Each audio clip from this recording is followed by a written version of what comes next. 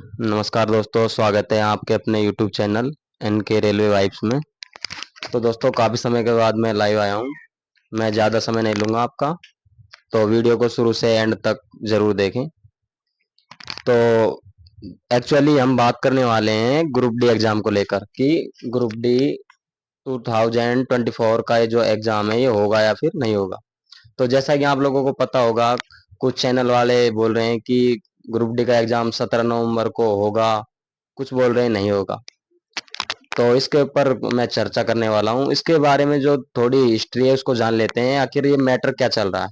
तो जैसा कि आप सभी को पता होगा कि रेलवे ने 28 दिसंबर को एक शॉर्ट नोटिस दिया था।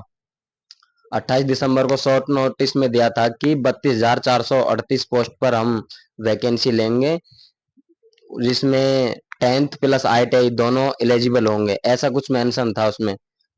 उस 28 दिसंबर के एक शॉर्ट नोटिस के बाद रेलवे ने अपना ऑफिशियली नोटिस दिया था।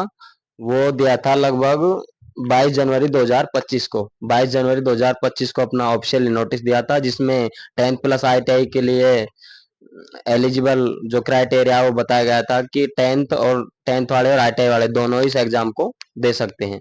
उसके बाद में रेलवे ने जो ऑनलाइन आवेदन की प्रक्रिया है वो लगभग स्टार्ट की थी 23 जनवरी से 1 मार्च तक।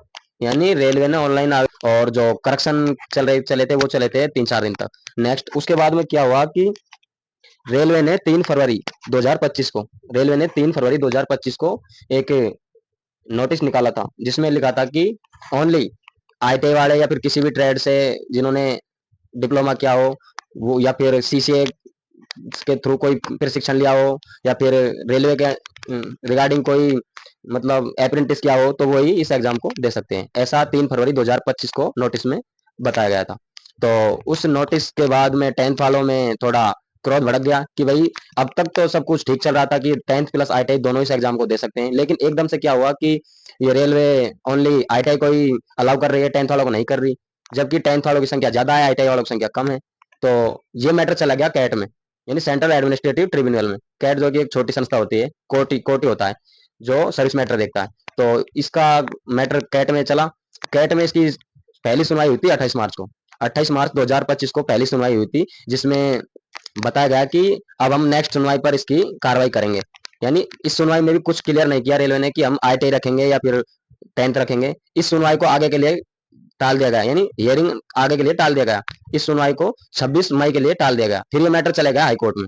26 मई को जब हाईकोर्ट बैठी तो उन्होंने एक नोटिस दिया, बताया कि अभी ये सुनवाई हम नहीं कर सकते। 28 मार्च की हियरिंग के बाद फिर एक ये मैटर चला गया हाईकोर्ट में। हाईकोर्ट में 26 मई को इसकी डेट रखी गई थी। 26 मई को इसकी जो सुनवाई हुई थी तो उसमें यही बताया कि इस अभी हम निर्णय नहीं ले सकते हैं, हमको इस अगली हियरिंग में आपको क्लियर कर देंगे कि 10th रखना है या फिर ITI। तो उसके बाद में ये मैटर चला गया, 26 जुलाई डेट रख दी गई जो नेक्स्ट हियरिंग डेट। 26 मई के बाद 26 जुलाई हियरिंग डेट रख दी गई। उसमें जब 26 जुलाई आई तो स्टूडेंट्स काफी समय से इंतजार था कि ITI रखेंगे या फिर 10th रखेंगे, लेकिन 26 जुलाई को सैटरडे पड़ जाता है। इस वजह से कोर्ट एक नोटिस देती है कि ये सैटरडे को कोर्ट इसे अलाउ नहीं कर सकती, क्योंकि वार थोड़ा वैसा पड़ रहा है, सैटरडे है आज, तो इसकी सुनवाई मंडे को की जाएगी। सॉरी, इसके बाद कोर्ट ने इसकी सुनवाई 26 जुलाई को न कर करके 28 जुलाई को स्थगित कर दी, क्योंकि 26 जुलाई का सैटरडे था। 26 जुलाई को न कर करके 28 जुलाई को करवाई, 28 जुलाई मंडे को करवाई गई, जिसमें यह बताया गया कि वापस से इस मैटर को कैट में दिया जाए। यानी मैटर अभी तक हाईकोर्ट में पहुंच गया वापस, उसके बाद में फिर वापस इसको कैट में दिया गया। बोला गया कि इसकी फाइनल जो सुनवाई है जो कैट में करवाई जाएगी। 26 मई को हियरिंग हुई थी, उसमें बताया कि नेक्स्ट हियरिंग है जो 26 जुलाई को करेंगे। तो 26 जुलाई को जो हियरिंग होनी थी उस दिन पड़ जाता है सैटरडे। सैटरडे पड़ जाता है, इस वजह से हियरिंग जो टाल दी जाती है 2 दिन के लिए। नेक्स्ट जो संडे पड़ता है, सैटरडे के बाद नेक्स्ट संडे पड़ता है, इस वजह से हियरिंग है जो 28 जुलाई को हुई। 28 जुलाई को जो मैटर था ये वापस से कैट में दे दिया गया। 26 जुलाई तक ये हाईकोर्ट में चल रहा था, उसके बाद में बोला कि फाइनल इसका जो आउटकम है हम 28 जुलाई को कैट में देंगे। तो कैट का क्या ऑर्डर आता है, कैट भी इस पर फाइनल डिसीजन अपना नहीं दे पाती है, वो भी इसे अगली डेट दे देती है, hearing date. Next hearing date जो कैट देती है वो देती है 8 अक्टूबर। यानी 8 अक्टूबर को इससे क्लियर फारिक करेंगे कि ITI रखेंगे या फिर 10th रखेंगे। होता क्या है, ये लड़ाई है 10th रखने या फिर ITI। उसके बाद 2 सितंबर को रेलवे एक डेट जारी करती है कि आपका ग्रुप डी का एग्जाम 17 नवंबर को होगा। रेलवे 17 नवंबर को ग्रुप डी का एग्जाम ले लेगी।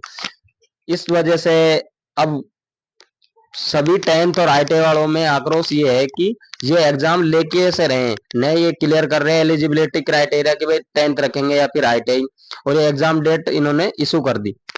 ऐसा कैसे हो सकता है? देखो, थोड़ा सोचने समझने की बात है। मान लो किसी आदमी को गिरफ्तार कर लिया गया और उसे डायरेक्ट फांसी पे चढ़ा रहे हैं हम, नहीं ये बता रहे कि आपने मर्डर किया है या फिर नहीं किया, और डायरेक्ट उसको फांसी पे चढ़ा रहे, ये कौन सी बात हुई? ऐसे हम किसी को फांसी पे नहीं चढ़ा सकते जब तक ये डिसाइड नहीं हो, कोर्ट ये प्रूव नहीं कर दे कि भाई इसने मर्डर किया नहीं। तो उसी प्रकार कुछ ये मैटर है। तो दोस्तों आप समझ सकते हो 17 नवंबर को एग्जाम होगा या फिर नहीं होगा, क्योंकि एग्जाम बिल्कुल नहीं होगा। इस पर हाई कोर्ट ने अपनी स्टे भी लगा दिया है, ये क्लियर है। तो 17 नवंबर को एग्जाम नहीं होगा इस वजह से। लेकिन ये नहीं है कि एग्जाम नहीं होगा तो आप तैयारी छोड़ दें। मेरा तो कहना यह है कि एग्जाम भले हो या नहीं हो, अपनी जो तैयारी प्रिपरेशन है कंटिन्यू रखिए। और तो एग्जाम चल रहे हैं, ऑलरेडी हो ही रहे हैं, तो इस रेलवे के चक्कर में न पड़ करके अपने और भी एग्जाम्स की प्रिपरेशन बराबर चलनी जाए। तो मेरा तो आपसे सबसे यही कहना है। तो मेरा आप सभी से यही कहना है, thank you for watching and subscribe my channel. Next part में आपको बताएंगे